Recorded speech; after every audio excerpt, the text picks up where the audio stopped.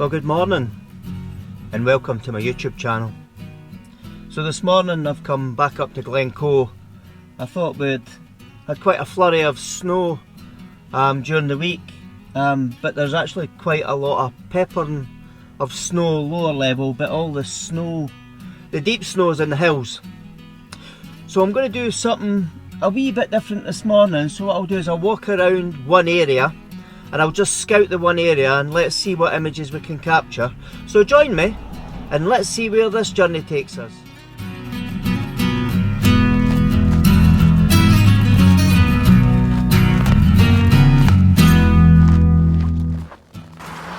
Alright, so as I'm walking down towards the river, I'm hoping the river's all iced over, but we've got the Glencoe mountain behind me and then we've got the little white bothy cottage. I can't quite pronounce the name of the location that I'm in, so I'll put it up on screen just now, and then that way you can read it and I won't do it any injustice.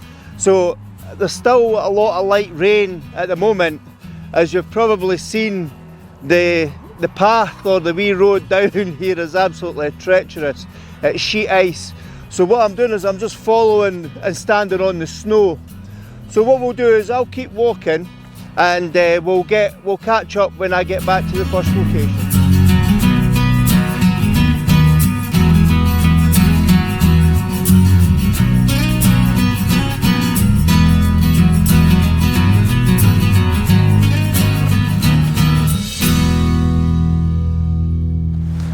Alright, well, we've come to the first location, and what I'm trying to do here is it's still raining, so I've got quite a lot of heavy rain, so I'm using the cloth to clean the lens. I've got the shower cap to keep the cameras dry, but what I'm going to do here is experiment with focal length. So what I'll do is I'll shoot an image at 24mm, then I'll shoot an image at 50mm, and then I'll shoot an image at 70mm, and then what that'll do is that'll let you see the difference between the different focal lengths and let you see by zooming in to the image or the subject, which will be the cottage, how that actually changes the photo. My guess is that the 24mm will probably be the better image because you'll have the full panoramic view of the mountains in the background, but you never know. Everybody's different, everybody's got different tastes. So what I'll do is I'll take these images and then I'll share those images with you.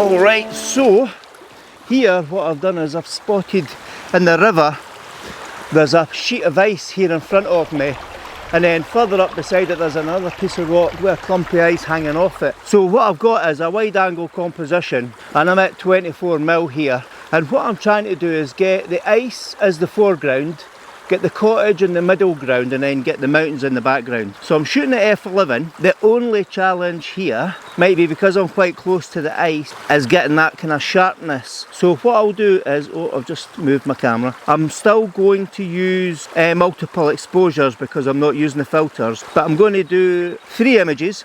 I'm going to focus on the ice, I'm then going to focus on the cottage, and then I'll focus on the mountains. And I'm only doing that just in case I need to focus stack later on, just in case the image isn't sharp. So what I'll also do now is I'll zoom in a little bit further and I'll take a close-up shot of the ice, and I might try and get a wee bit lower.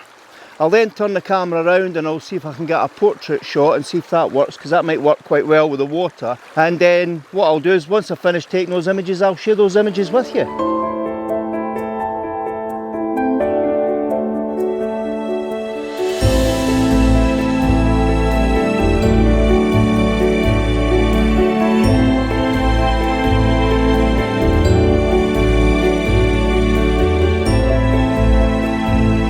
Alright, so I've walked the other side of the bridge and I'm just following the river further down because there's a lot of ice in the river at the moment. But as I was walking along, before I even get to the river, because I've spotted icicles on the other side, there's an old broken tree facing the bridge with some vans in the car park, and there's some nice ice formations here. So geez, it's honestly, there's so much to take photographs of. But what did catch my eye, and I've no idea if this will come out as a good image, but there's this kind of old rock with all the moss over it, and it was the colour of the green that caught my eye, because normally when I come up here, the greens and the wet are really saturated and vibrant, and they're really bright green. But the moss on this rock is actually quite dull, and it actually makes quite a nice contrast between the white snow and then you've got the huge majestic buccal in the background. So what I've got is a composition where I'm going to take a wide angle shot here of the rock with the buccal in the background. I'll do a close up, I'll take that image, and then what I'll do is I'll move further forward and I'll see if I can get a closer, wider angle shot of the rock. I might take a couple of shots that looks like what might be a nice shot with the heather sitting on top of that rock with the mountains in the background, but I'm not quite sure if that'll turn out. And then what I'll also do is I'll turn round and I'll look for images back the way. So I'll take these images and I'll catch up with you soon.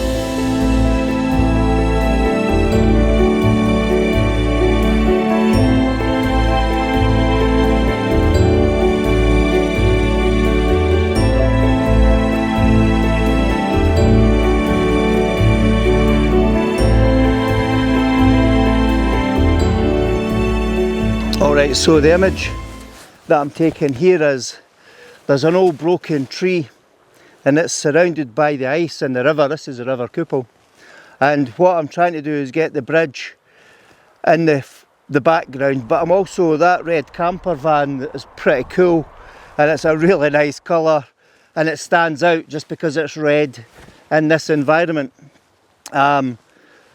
So what I'll do is I'll do quite a few compositions here. I'll do some landscape shots, I'll do some wide shots, and I'll zoom in. I've got the camera in portrait mode at the moment, and I'll take a few shots again in portrait mode. But what I'm trying to do is keep the tree and the vans and that car in the image, just to add a wee bit extra. And then what I've also got here is there's like a kind of slithery rock that's been surrounded by ice, and there's a lot of snow built into the ridges, and that could make quite a nice image. So I know I'm not using filters, but because I'm using exposure compensation, I can bring the underexposed image together with the normal exposure and the overexposed. I don't think I'll need an overexposed image today, but at least if I use the underexposed, which will be really key for looking through the ice. And the other reason I'm using the exposed images is for the skies, because it's really dull, it's really dark, and it's wet. So what I'll do is I'll stop rabbiting on, I'll take these images and I'll share those images with you.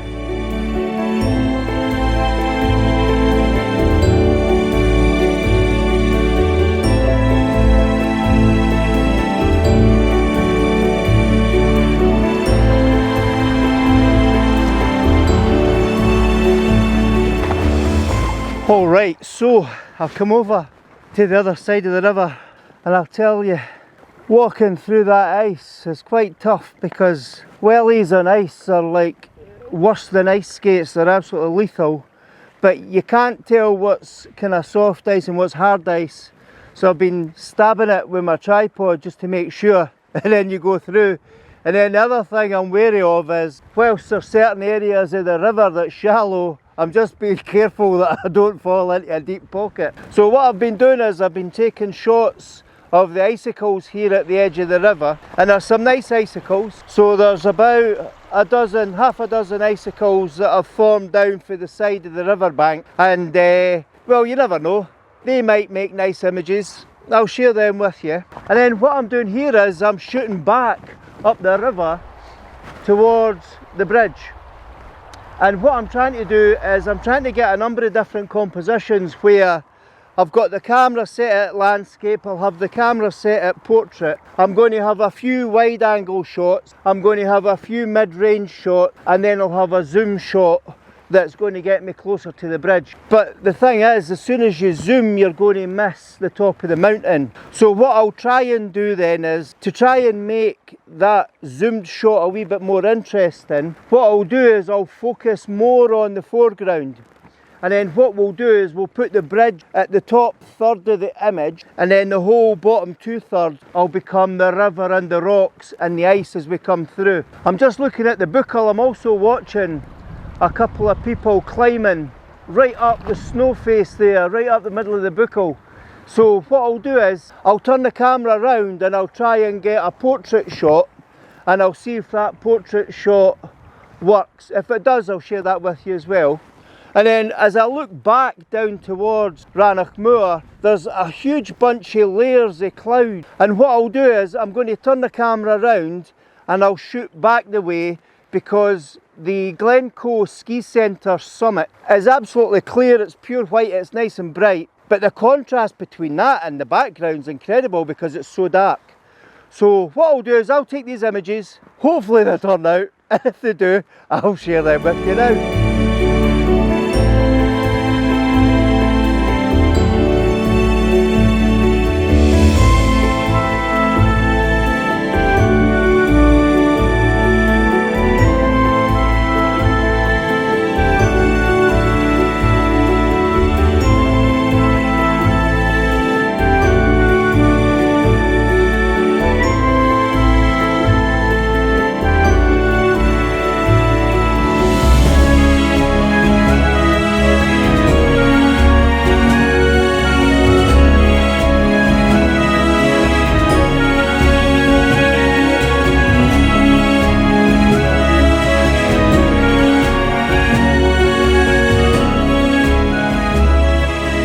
Well, the rain's eased a little bit, so hopefully I can get the drone up. So what I'd like to try and do is use the drone to follow the river up toward the bridge and get that wider view of Glencoe, and also use the drone to fly back so that you can see how majestic this glen is. It's just absolutely beautiful in the snow.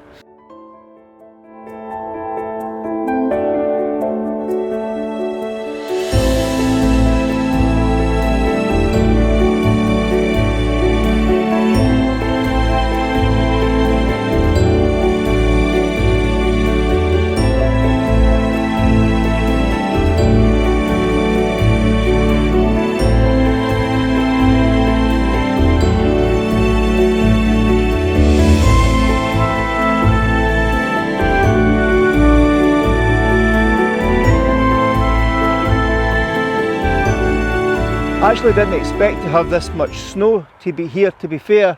I know it's not a huge amount, but at least it's enough for making interest.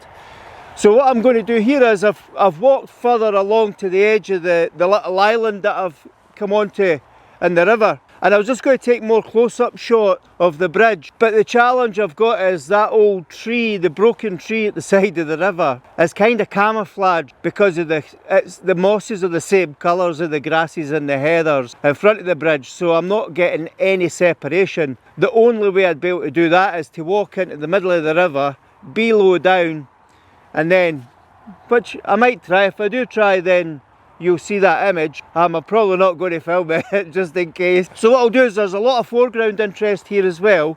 So we've got a lot of foreground interest with pockets of ice beside the rock. And the rocks in Glencoe are quite a nice colour. So depending on where you go, where I've got a kind of salmon pink rock, and they'll come up really nice and vibrant in the images. There are some areas where they're kind of dark. So I've also noticed as I'm talking in front of me, it's like a little pool of ice. So what I'll do is if I move further left and take shots up the way, I'll try and get it. And the other thing is there's a few climbers coming back over the bridge. If I'm lucky, I'm able to catch some of the climbers, but because I'm using quite a slowish shutter speed sometimes, they might be a wee bit blurred. But if they are, that just might add a wee bit of interest to the image. So what I'll do is I'll take more images here. Again, I'll use landscape, I'll use portrait. I'll zoom out, I'll zoom in, and then that gives us a variety of images to see.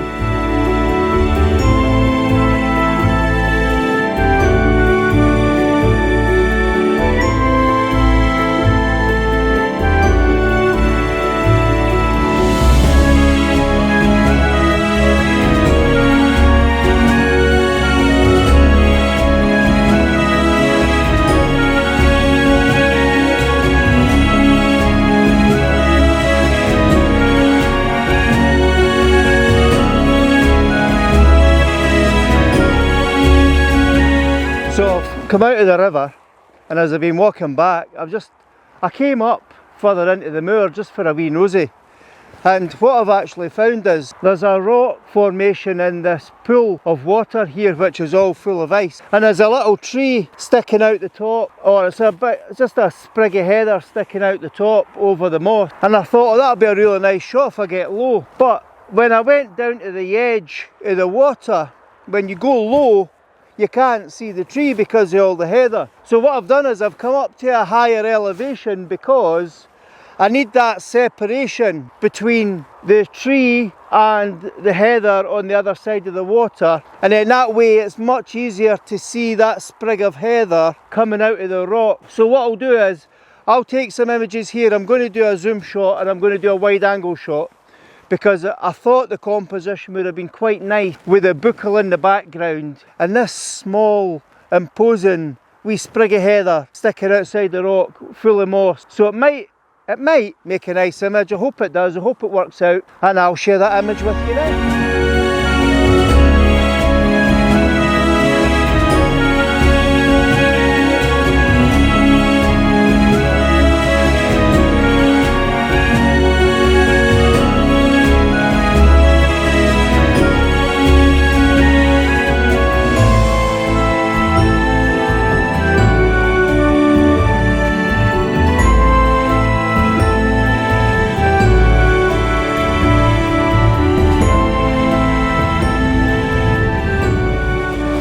Alright, so that's me heading back along the river, and I'm actually heading back to the van, but there's a river I want to follow up, or a little burn that's got a bridge over it that could be quite a nice composition looking down into the cottage. So the rain's starting to come back here as well, so what I'm doing is I'm just taking a shot of the cottage for this higher elevation with the river on the right hand side, and I've got the two mountains in the background, and I'll take those images, and then what I'll do is I'll do a kind of wide angle view, and then I'll do a zoom in shot. I'll try and get the curvature of the river as a separate shot looking that way down towards Glencoe and the Three Sisters. That crevice there takes you through to Glencoe, and obviously behind me we've got the great buccal moor. So what I'll do is I'll take these images and then I'll show you those images.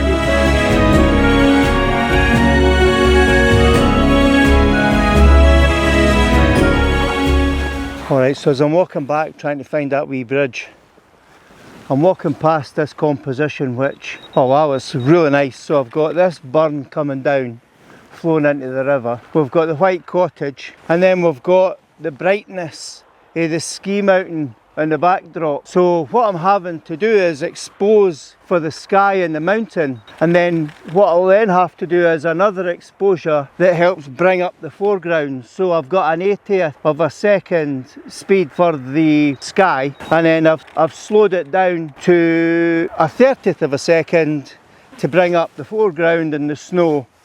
I'm still doing exposure compensations because all the rain started again. As I was just about to put my filters on, the rain comes back. So I'm using the exposure compensation just so I can do this.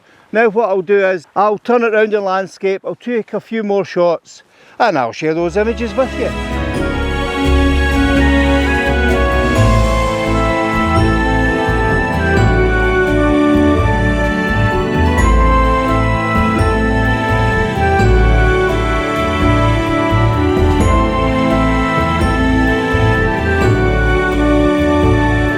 Alright, so I finally reached the old bridge I was looking for. So all it is two metal girders with kind of wooden, what looks like train track kind of wood, and for the life of me I can't remember what they're called. So what this is, it's got a big hole in the middle. So from a compositional point of view, this is quite nice because I've got the bridge in front of me in the foreground. I've got the burn sweeping all the way down. It sweeps down to the white cottage, and then I've got choices.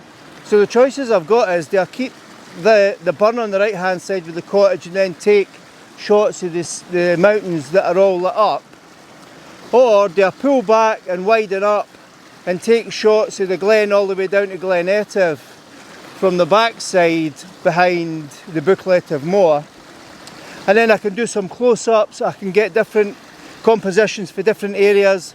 So what I'll do is I'll try all that and I'll share those images with you.